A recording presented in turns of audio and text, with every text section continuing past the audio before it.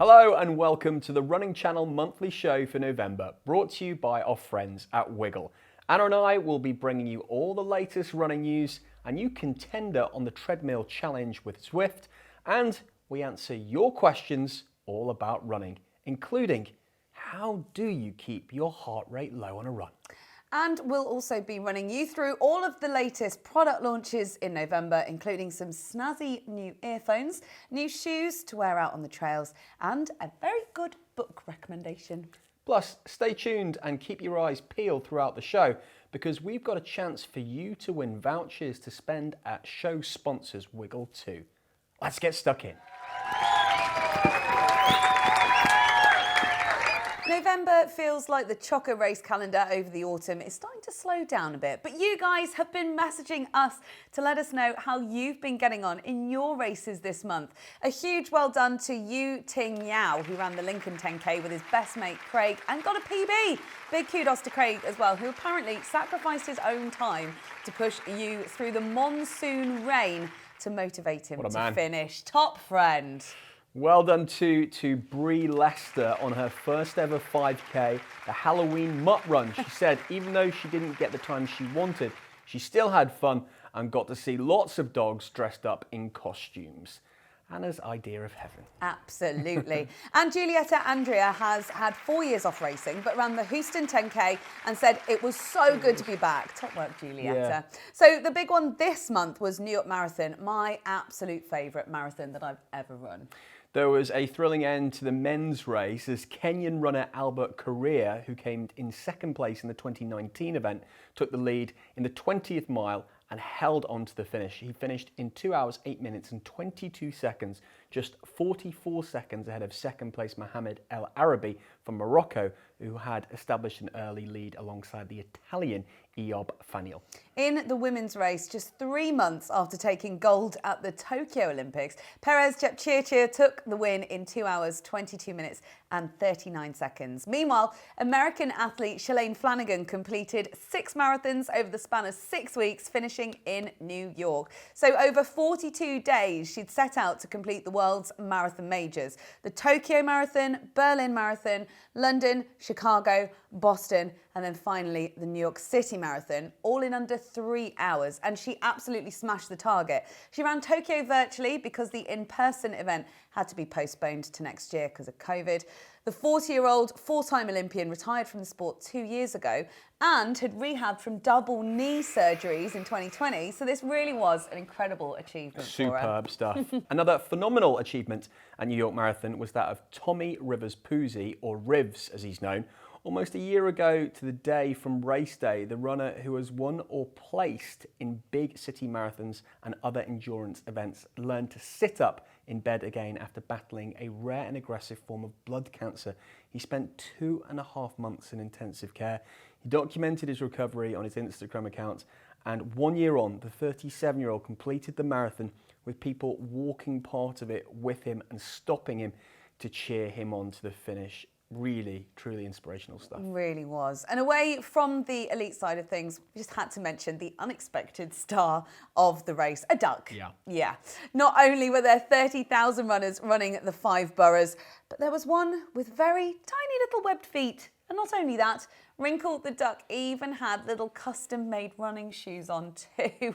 What the duck? It's not clear exactly how much of the marathon Wrinkle completed or her average pace, but I think we can all agree it's put a great big smile on our faces. And finally, the Javelina Jundred took place since we last caught up too. It's known as the original fancy dress 100-mile trail run party, and this year it was also a golden ticket event for entry to the Western States 100.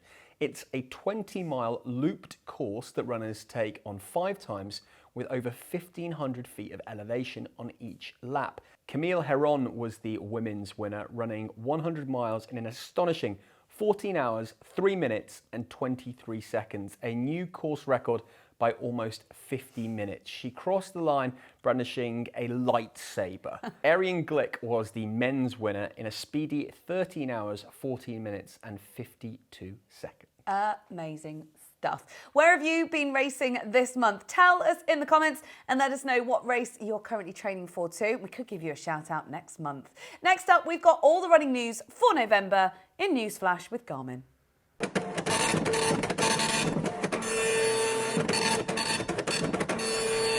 We're starting this month's Newsflash update with a big, fat, happy birthday to Parkrun South Africa as it turned 10 years old this month. Starting from the very first event in Delta Park in Johannesburg, there are now more than 200 parkruns in South Africa and up to 60,000 park runners. Wow. You paying attention? Yes, I am. Taking part every week. How cool is this as well? NK Marzi Parkrun once had to delay its start because the route was blocked by a pride of lions. Oh, wow. And there's often giraffes as well at Umflozi Parkrun too. That is pretty awesome. Definitely one for the wish list. I wonder if the running channel would send us. This month also saw a new world record set at the Beer Mile World Classic.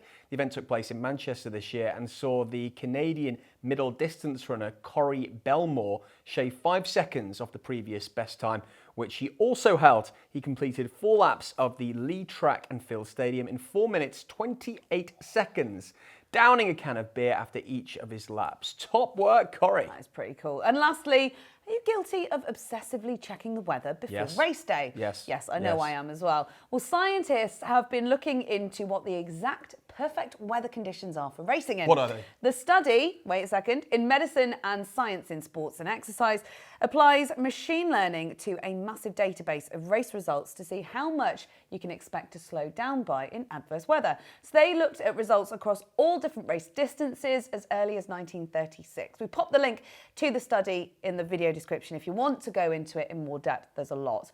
But the very top level results were that air temperature wise, the ideal range is between 10 and 12 degrees centigrade. The data is based on the elites and they run very, very fast and in general generate more body heat because of that. So therefore they may favour cooler temperatures as a result. But if the weather conditions suggest a 2-hour marathoner will slow down by 2 minutes, it's estimated that a 3-hour marathoner might slow down by around 3 minutes. Nice to know I'm backed up with science. Now it's time for the Treadmill Challenge with Zwift. This month it's the turn of Jarek Ewan. Jarek's pretty well known on the social media circuit as the GPS art guy. He draws incredible pictures with his running routes. In fact, you might have seen him challenge us to our Strava art challenge on the channel.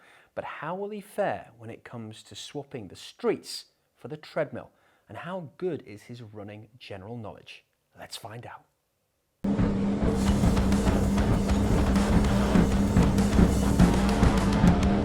Let's do it. Starting in 3, 2, 1. First question. What's the world record for running a half marathon backwards to the nearest minute? To the nearest minute? Yeah. 59 minutes? No, 1 hour and 40 minutes. Put the speed up. No. Question number 2. A study once proved that wearing which colour clothing makes you more likely to win as a runner? Red color? Yeah, correct! Woohoo! Next one. What is the fastest human foot speed on record in meters per second? 100? No, incorrect. Put the speed up. Oh no! Question number 4. The winner of the 1904 Olympic Marathon completed most of the course in what type of vehicle? I don't know. I'll just go up. Incorrect. Put the speed up. Next Whoa. question. Who holds the male park run world record? Andy? Yeah, correct. Next one. How many steps do runners have to climb in the Great Wall of China Marathon? Wow. 80,000? No, 5,000. Put Oh the my God. speed up. That would be a lot. Next question. What was Oprah Winfrey's marathon time at Washington, D.C. Marine Corps Marathon in 1994 to the nearest minute? Nearest minute, 200 minutes. No, incorrect. Put the speed up. Oh no. Next question. What sporting venue does Amsterdam Marathon start in? I don't know. No clue. Okay, put the speed up. Wow. Next question. What is the Guinness World Record for the fastest half marathon dressed as a gingerbread person? An hour and 20 minutes. So close, but no. Next Oh, no. question. How long in kilometres is the Ultra Trail de Mont Blanc? Don't know. Incorrect. Speed up. I'm gonna jump. 170. Oh, that was tough. Slightly hungry too. 3 minutes and 8 seconds there for Jarek. Awesome stuff. That puts him in a very respectable 8th place on the leaderboard. Nice one, Jarek. We've still got loads more coming up, including your chance to win a voucher to spend at show sponsor Wiggle, so don't go anywhere. Next, though, let's take a look at the running launches for November.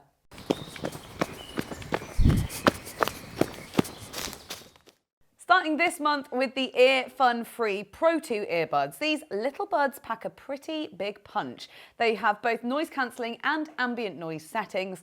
The battery lasts for 6 hours and there's a further 24 hours charging in the case.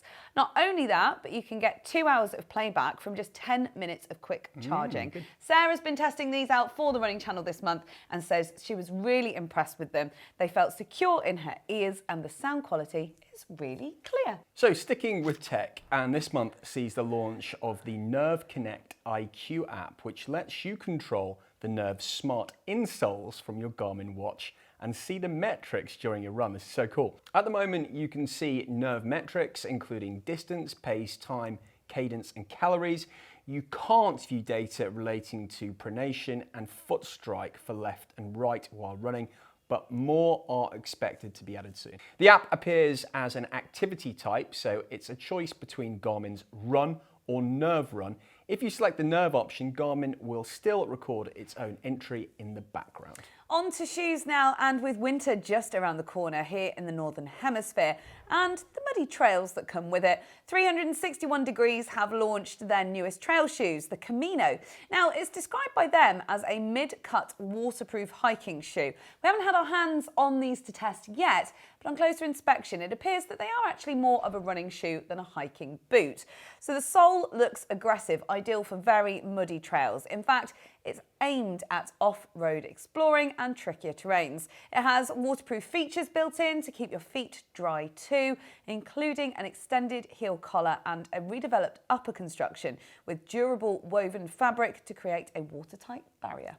Hoka One One have released a brand new limited edition high-performance mountain shoe in collaboration with the luxury brand Moncler. The Mafate Speed 2 features a Vibram Mega Grip outsole with added cushioning and is designed to take on the technical terrain of the mountains. It's so exclusive, we've not had our mitts on these either. In fact, they're only available in selected Moncler pop-up stores to start with, and then on hoka.com from the 1st of December. Sounds proper fancy, that. Finishing up with a good read for this month, 1001 Running Tips by Robbie Britton.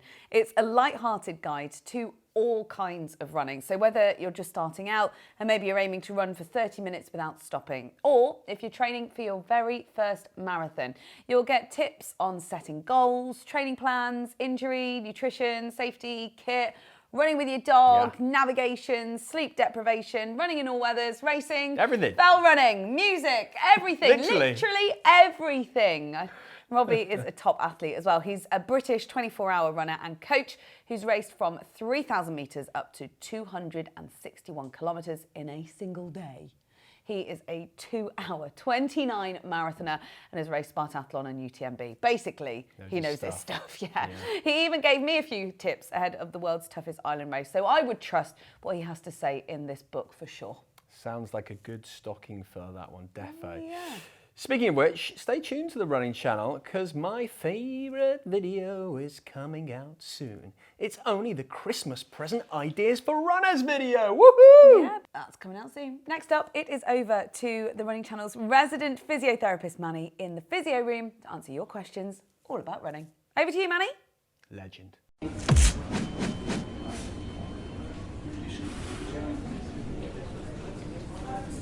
Hi, welcome to the Physio Room with me, Manni. We had a question in from So Far from my PhD. They said, any tips or strengthening exercises for my ankle? Currently, I've been running on the trails and worried about spraining or twisting my ankle. The key thing here, we know that ankle stiffness and ankle strength is vital, especially for running on trails. Exercise number one for your ankle stability is standing on one leg on a towel or unstable surface. So what we've got here, we've got a t-shirt rolled up and folded, and what you're going to do is you're going to stand on that t-shirt, and all you need to do once you're on that t-shirt standing on one leg is just try and balance. If you've never done this before, I just want you to try and focus on one point. If you have done this before, you can bend your knee. That makes it slightly more difficult.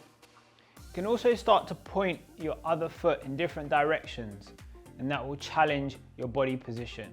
The further you go round your body, the harder it is. So if I put my foot over here, it's a lot more challenging for my ankle. Once you've done a period of time and you feel your muscles are nice and warm, either in your hip, your thigh, or your calf, then you can switch over to the other side.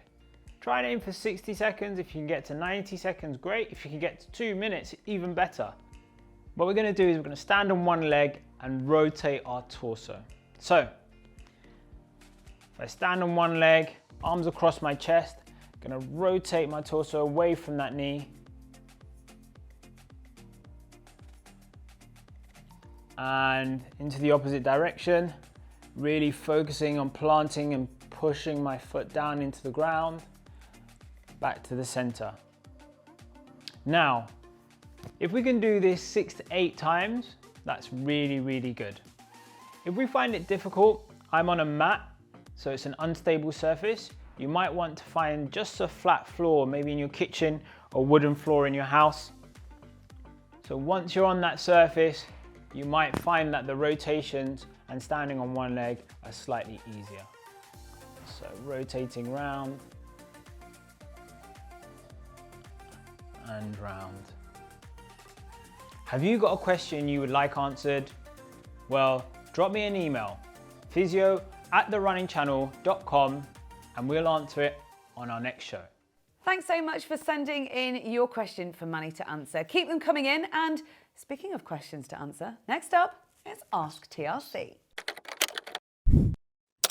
Welcome to the part of the show where we answer all your questions about running. Don't forget, if you've got a question you'd like us to answer next month, then email it to asktrc@therunningchannel.com or pop it in the comments below. We're going to start off this month with a question from James Imtawal, who asks, I've been running for a couple of months and I've just bought my first heart rate monitor. I've noticed that my heart rate is incredibly high for all of my runs, around 170 BPM. Do you have any advice as to how to keep your heart rate lower during slow runs? Seriously, that is a great question because I wear one myself. Now, of course, as running is mostly an aerobic exercise, you will notice an increase in your heart rate even on slower runs. The first thing to do is to make sure that you set up your heart rate zones on your monitor or device that they accurately reflect your own fitness. We've got a whole video on that, so be sure to check it out. Yes, slow or easy runs should be done in zone 1, which is around 50 to 60% of your heart rate reserve. So your heart rate reserve is worked out by subtracting your resting heart rate from your max heart rate. And if your resting heart rate is 60 BPM and your max is 180 BPM, then your heart rate reserve is going to be 120. You then work out 50 and 60% of your heart rate reserve and add these to your resting heart rate to give you a zone 1 of between 120 and 132 BPM. Still with us? There are a number of other things that you can do to lower your heart rate on runs. The first thing is to look to lower the intensity of them. You mentioned slower runs, but slow is different for everyone. It might be that you need to drop it down a notch further and maybe include some walk breaks to start with. Also, try and practice some deep belly breathing. You'll find with time that your aerobic fitness will increase too, as light activity and easy running strengthens your heart over time. Yeah, that's right. And maybe, are you drinking a coffee or Red Bull or similar before you run? Because stimulants like caffeine will make your heart rate increase too. So it could be down to that. Also, while we're on the subject of heart rate, remember, if you ever do start to feel dizzy or nauseous or breathless during a run, then do stop and make sure you get some medical advice. Next up, Inspire Jones dropped us a comment to ask, why do my legs feel so heavy and tired on my easy runs compared to when I go at a faster pace? Okay, well, delayed onset muscle soreness, or DOMS, is the most probable cause of achy legs. So you feel it in your muscles several hours or even days afterwards. In fact, most people say that the day after a hard session is when they feel it the most. So it could be that maybe you're experiencing achy legs hanging over from your previous harder session. If it's not that, then it could also be down to external factors from your running, perhaps being on your feet all day before your run, or a gym and strength and conditioning workout that you've done. If you're getting heavy legs frequently, it may be a sign that you're overtraining, or could also be down to poor running form or your running shoes. Yeah, that's right. There's also a study about how dehydration can cause muscle fatigue too. So it could be down to your slower runs being longer and you not hydrating accordingly for them. So hopefully that's given you a few pointers of maybe what could be the cause of that. That's all for now, but if you have a burning question for the team, make sure you drop it in the comments or email asktrc@therunningchannel.com, and it could feature in next month's show. Finally, we get to know some of our running pals a bit better in Miles and Kilometres, where we ask some quick fire questions all about running. And this month, it is the turn of DHB athlete George Miller, who you might recognise from our Guess Your Distance and Beep Test Challenge accepted videos. Go check them out if you haven't already. George is a triathlete with a current focus on the 70.3 distance. He has some impressive running stats with a 10K PB of 36 minutes and 1 second and a 5K PB of 16 minutes and 47 seconds. But let's find out more running facts from him now.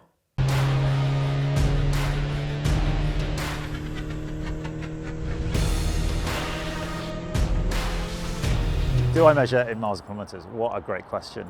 I am kilometres the whole way, just moved back from Australia, so yeah, kilometres was the way there. Do I listen to music or podcasts? The answer is no, not at all. I listen to nothing, just silence. I feel that it's the best way to control my kind of cadence. Do I measure in time or distance? That is also a good question. I'm going to throw a curveball out there. I go heart rate. It actually helps me try and increase that heart rate resistance. Shorts the whole way, and certainly would never ever wear shorts over tights. Just like my legs to be as free as possible. I don't particularly have any idols within sport. I genuinely believe that the people who are like-minded that I follow on social media, or who are out getting up every morning to go training, cold, dark, snowing, raining, we all get up and do it. So as a community, I think we inspire each other. My best running memory has got to be the Wings for Life World Run. I can't remember how long ago it was, maybe 6-7 years ago. We started in Silverstone racetrack. Those of you who don't know the Wings for Life World Run, you run until the chase car catches you. And I thought in my mind that I'd planned it to do a perfect full marathon, and I got to 39 kilometres and turned around and the chase car was catching me. But it was beautiful scenery and for a good cause, and I think, it was great memories. Personal one, back in Australia, I think, with all my mates over there. It's been 4 or 5 months, and I think like a group run out there, beautiful scenery, that would be amazing. Thanks so much, George. A 5K in Australia sounds lovely. Yes. Don't forget, you can win a voucher to spend at show sponsors Wiggle by answering a question about this episode. So I hope you've been watching closely. All you need to do is click the link in the description and submit your answer. T's and C's apply. Yes, and congrats to Tim Allen, who was the winner of last month's voucher. Thank you so much for watching, and we'll see you next time here on The Running Channel. Bye. Bye.